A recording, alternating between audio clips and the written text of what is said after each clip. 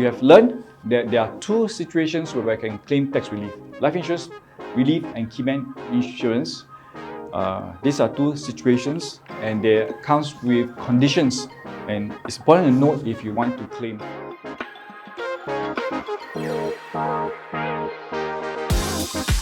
Hi, welcome to Haven.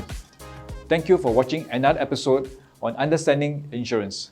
Today, we're going to talk about life insurance and its tax implication in Singapore. In Singapore, our premiums that we pay for our insurance policies are not tax deductible. And that's not a bad thing, because otherwise, the payout from insurance companies may be subject to tax as high as 24% for personal income tax. But there are two situations whereby your insurance premiums may have tax benefits. And firstly, it is in life insurance relief for individuals as well as for Keyman Insurance for companies. Let's talk about life insurance relief. It is given to individuals who are paying premiums for their own policies, and the limit for this relief is up to $5,000. There are three qualifying criteria to consider.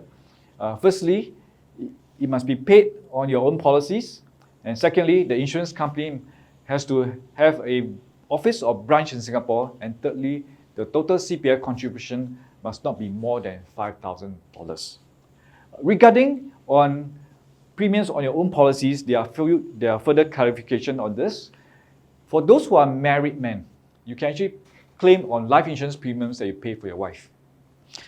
Regarding the type of policies that is eligible, IRAS has given us a list of policies and riders that are not included, not qualified for this. And this will be policies such as personal accident policies, hospitalization policies, health, all the shield plans, MediShield, Integrated Shield Plan, Elder Shield, Casual Life, they are excluded. Critical illness plans are also excluded, endowments, ILPs. So basically, what is included will be just the death cover portion of your whole life and term policies. And this is what is eligible for this relief. Just to understand a little bit more, I mentioned that if the CPF is more than $5,000, it is not eligible. You're not eligible for this relief. But if your CPF contributes less than $5,000, there are three other rules you consider. Firstly, the amount that it is not used up, the amount that is not used up by your CPF contribution up to $5,000 can be claimed, or 7% of your sum assured, or the insurance premiums that you paid. To better illustrate this, I'll give an example, which is all taken from the IRS website. Mr. Teo paid $3,800 for his life insurance policies with a sum assured of $50,000. His contributing CPF amount was $1,600. So because his CPF contribution is less than $5,000, he qualifies for this life insurance relief. Next, step 2, we have to compute the difference of the unused $5,000. So how we do it is we use the $5,000 minus this $1,600, which will get $3,400 in this case. Third, we compute the sum assured, 7% of sum assured of $50,000. That will come out to $3,500. The premium that he paid is $3,800. So to compute how much he can claim from this relief, we look at the lower of these three numbers, which is here, $3,400. So Mr. Teo is able to claim life insurance relief of $3,400 for year assessment 2024. So who might benefit from this life insurance relief? For most salaried working folks, this will not be relevant, but there are people who are still qualified for this. Who are they?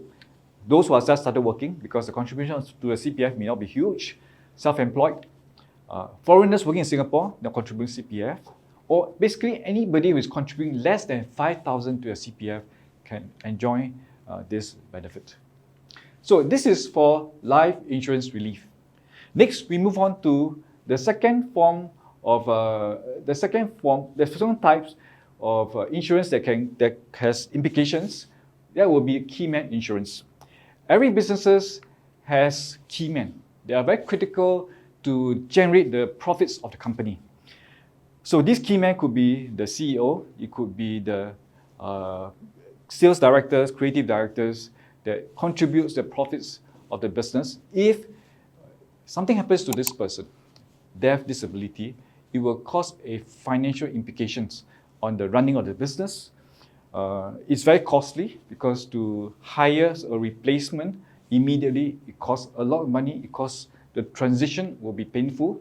There could be loss of business lines, and you need to even assure the customers that things are doing well.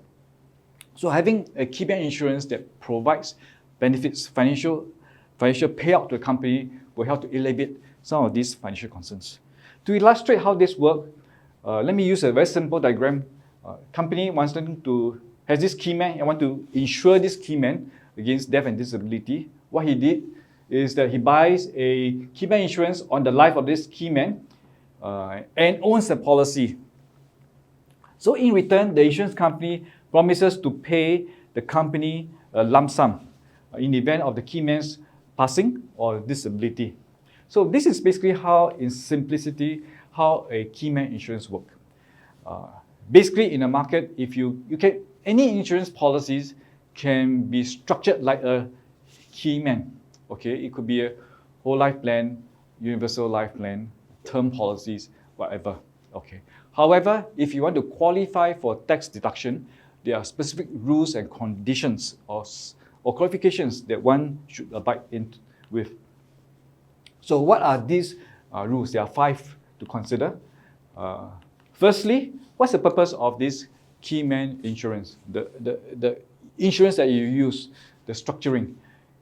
The purpose has to be to insure against the loss of profits arising from the death or disability of the Keyman. So other benefits beyond death and disability will not be eligible. Secondly, the quantum. The amount of coverage has to be proportional to the contribution of the Keyman to the company.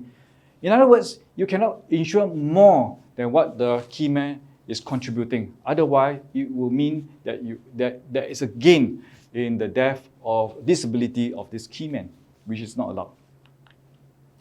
And thirdly, the ownership of the policy. The policy has to be retained by the company and not assigned to the Keyman or the Keyman's family. Fourthly, the type of insurance is very specific that the insurance policies does not provide for a cash value, surrender value, or an investment value.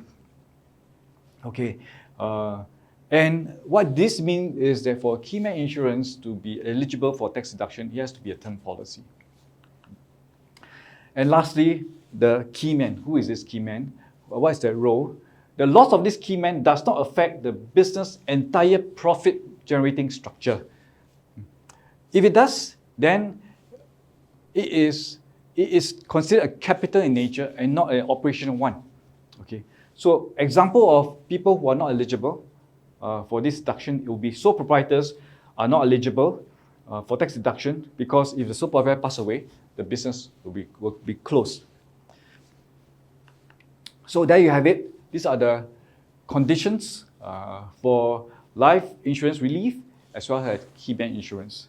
So before I come to the end, let me wrap it up with a few takeaways. Firstly, we have learned that there are 2 situations where I can claim tax relief. Life insurance relief and Keyman Insurance. These are 2 situations and they comes with conditions, and it's important to note if you want to claim under these 2 situations. And lastly, the qualifying insurance policy is very important. For life insurance relief, only term whole life policies with death cover is eligible. For Keyman, not all policies is eligible. Only term policies with death and disability cover will be considered for this case. So we have come to the end. Thank you for watching this video. At Haven, we are insurance specialists. If you have any comment or questions or need insurance advice, please feel free to contact us at contact@haven.com. Thank you very much.